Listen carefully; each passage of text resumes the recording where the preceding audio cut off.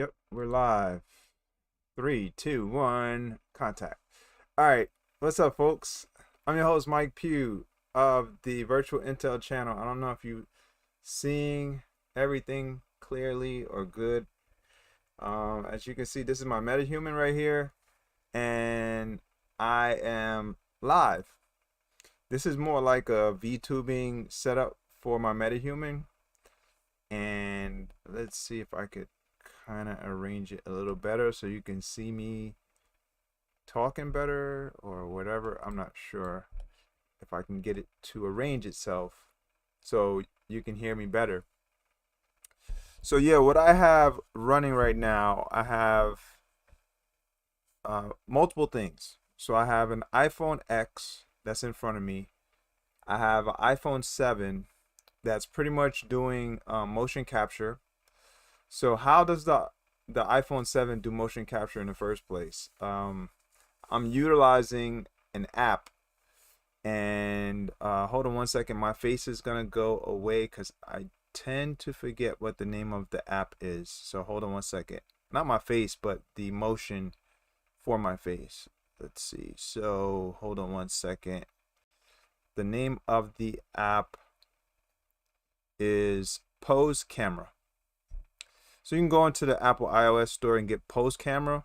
You can get basically everything that I have if you have it available. Like if you have an iPhone 7, or say you have two different types of iPhones, you can make what's happening work. All right, so now I'm back with my mouth motion. So Pose Camera is one of the apps that I'm using, and that's in conjunction with the iPhone 7. So it's not required for you to have a motion depth sensing camera to do what you're seeing right here with my hands motion. See if the hands work really well here. It doesn't work too good in front of the actual face detection. Now my face detection is being detected by iPhone X and using the Live Link Face app through Unreal Engine 5. So that is in front of me, and that is actually overheating, but it's fine because I've been testing it all morning just to see if it works. So I got both iPhones running at the same time, shooting communications to Unreal Engine 5. And I have Unreal Engine 5 running, and you see how my eyes are darting towards it looks like it's going towards the left. Well, the reason why my eyes are darting that way is because I'm looking at the screen just to see if it looks good or not. I'm looking at the quality. I'm trying to tell and detect what is going on. So I forgot to wave my hand high to see if it works. So I can wave my hand high with both hands. It doesn't really work too great, but depends on your positioning and your field of view that you provide for your cameras. So my problem in my bedroom is that it's very cluttered. So I got a green screen in my bedroom that's helping me to perform this. And I'm also using, to perform the live session, I'm using OBS Studio. So OBS Studio is another dynamic factor in the 3D pipeline, so to speak, for this more of a VTubing setup. Reason why I consider it to be a VTubing setup is because I'm using PoseAI, which is the culprit behind all of the motion capture detection of my hands and stuff like that. That's in conjunction with I think it's Pose Capture or Camera, Pose Camera or Camera Pose. I forgot the app that I mentioned earlier. But that particular app that I mentioned earlier is working in conjunction with PoseAI, and it's from the PoseAI's website / their team of developers who came up with it. And it is really awesome. It provides our ability to utilize our metahumans how we see fit, but mostly we can switch modes. We can go from desktop mode, we can go to portrait mode, we can go to room mode, and multiple modes to be able to detect the motion of our body movements. So you can do all of this markerless, without no markers on your body, and that is really powerful what you can do. So that's why I'm creating this here. I'm gonna have like a series surrounding it. I'm gonna be doing some little tutorials trying to give people an understanding of how to make the transition from your regular MetaHuman character and to basically go into the differing what do they call those things?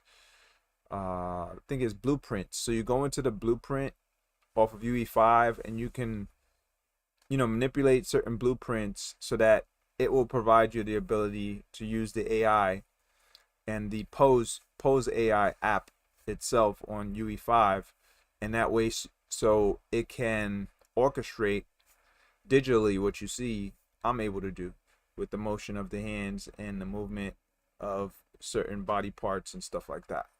Now it will be able to perform a full body motion capture as well. If you're like, say, outdoors, you can do it outdoors. I've done it outdoors, but I used my Wi-Fi, which is pretty powerful. From my house, I have files, so I can go outside and actually capture my motion that's right near my house.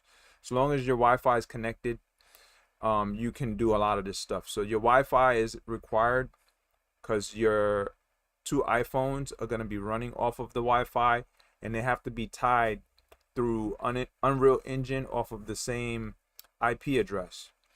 So that's another dynamic factor that's going to play into this development process and Pipe 3 pipeline, most definitely for pre-recorded sessions or for live sessions. So either way, that's where you're going to have to work it. Now, in terms of the lip sync, if you're having issues with lip sync and stuff like that, you can work that out as well. Sorry, I was scratching my shoulder.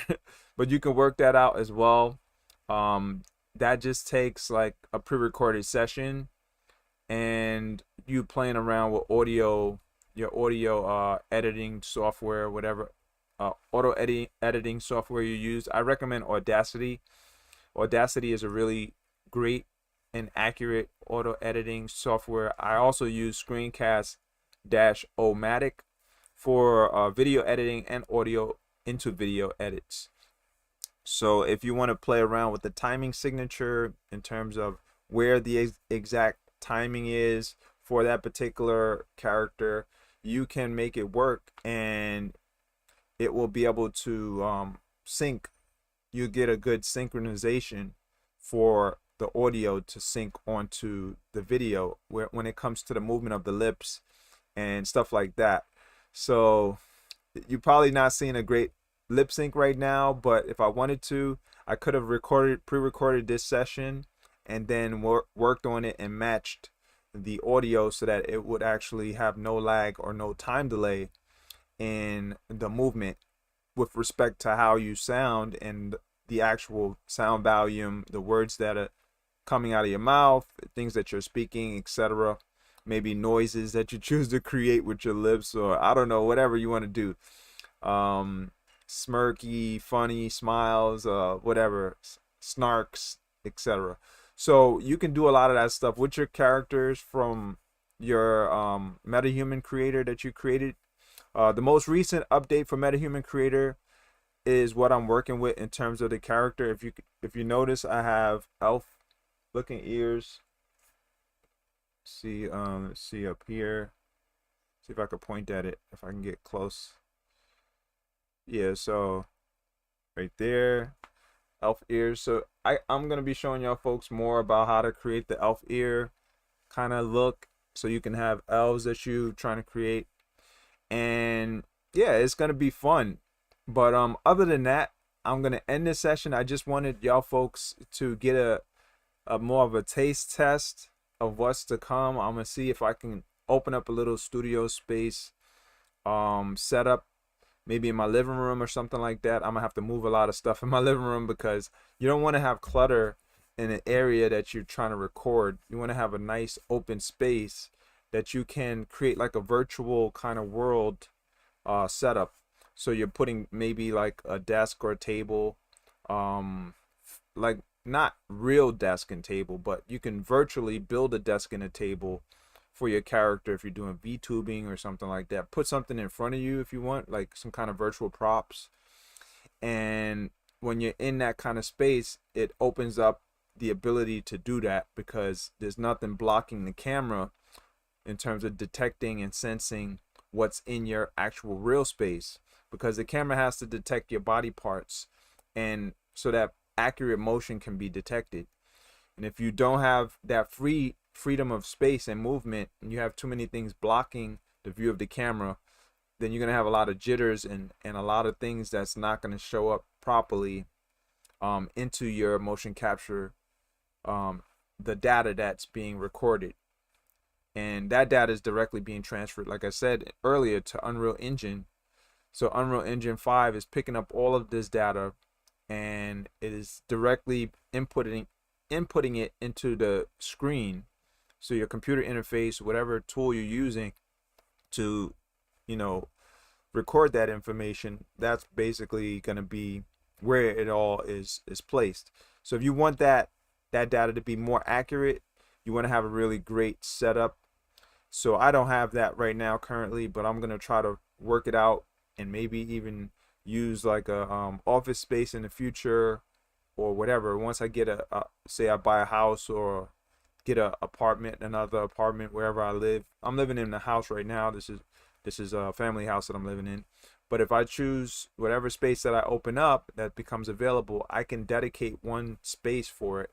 Could even be a small segment of a space, but I would rather have a much larger space so you can move around and do performances. Like maybe you want to do a dance move or some sort of stunt for a virtual reality or for metaverse type stuff, anything. Maybe you're trying to create game character moves and things like that. You got to have more space, obviously. So I'm gonna work on that and see what I could do as time goes by. But most definitely my aim is to make more like small animated skit videos and or short film type stuff. I'm very far from the short films still because I need a team besides myself. I can do it on my own, but to play every single role in every part, you really want to have a team of people working with you, and so that way you can make things work a lot more effectively, have different voices in there. You don't have to modulate and change the voice, like playing with voice modulation tools to change your voice into some other voice. You don't have to do all that. You're going to have actual people to help you on your team with real world voices where they can act out different scenes and different sets and things like that. So for now, it's just a one-man job, one-man project for video production, virtual production / animation / everything. I'm everything in one. And I'm doing it all by myself. And thanks to Unreal Engine, their team gave us all these tools for free. The iPhone X is not free. The iPhone 7 is not free. My computer's not free. My microphone and all those other things that I got in terms of external devices to make it work. But you have to invest something to get something. It has to be some sort of investment you got to put in there. But other than that, as my budget increases over time, I'm going to go for more and more stuff. I recently got a good job in the IT world, so I'm going to be stepping up a lot more in terms of investing on this thing so it can become more realized. And like I said, that space could open up and y'all folks can get better quality content, whatever I can come up with in terms of tutorials, things that can help y'all in the real world, like actually in your home. Maybe you're at school and you're learning and stuff. I don't know where you're choosing to tap in to video through YouTube or whatever. Maybe it's on your phone when you're going and traveling somewhere far or to and from, from place to place. Maybe that's how you choose to absorb your content. But whatever the case is, I'll do my best to work my end and provide the best quality as I've been trying over the years. Even though I've been on a zero budget for most of the time, that's going to change. So I'm making those changes as I see fit day by day. So other than that, I'm out of here. Joe, love and peace to all. I'll see y'all folks next time. Thanks a lot for watching. Besides what else I can do, let's see the finger test. Right now I'm just moving my fingers just to see what it shows. And it's not really doing a great capture, but depends on where I choose to put my fingers at. See, I can get all my fingers moving. Really cool. I just turn my hands upside down. Not upside down, but backwards. I'm raising my hands up. And at some point, my fingers go down because the camera view can't see that particular point. And hold on. Now my camera for my iPhone X that's detecting my face is having a little issue. But other than that, I'm out of here. I'll see y'all folks in the next videos. Feel free to subscribe, hit the thumbs up. If y'all folks want more, you want to watch more of the stuff that I have available, there's tons of other content creators out there. So if you don't like anything that I have available, that I make and I offer up, go ahead to the next one. But that's what I recommend. I have other videos on my channel from a great deal of content creators in the 3D arena, 3D space. So you're not limited to just watching my videos if this is the first one you ever watched for MetaHumans and for UE5 or anything like that of the 3D nature and animation kind. So you can find tons of stuff. I put it on my channel. Just check my main channel and you'll find a lot of different playlists that I put in there, and you'll find a lot of content that I learned from. Because like I said, I'm not that great at this stuff. I'm a student, but I'm good at talking. So that's why I like to create these kind of live streams. But other than that, I'll see y'all folks in the next videos. Peace. Now I just got to find out a way to exit this thing, because if you saw my setup, I got boxes all over the place. It's just pretty crazy. And I just don't want everything to get messed up. I don't want boxes dropping in my room. I'm using the boxes instead of tripod for my camera and stuff like that. But yeah, other than that, peace out.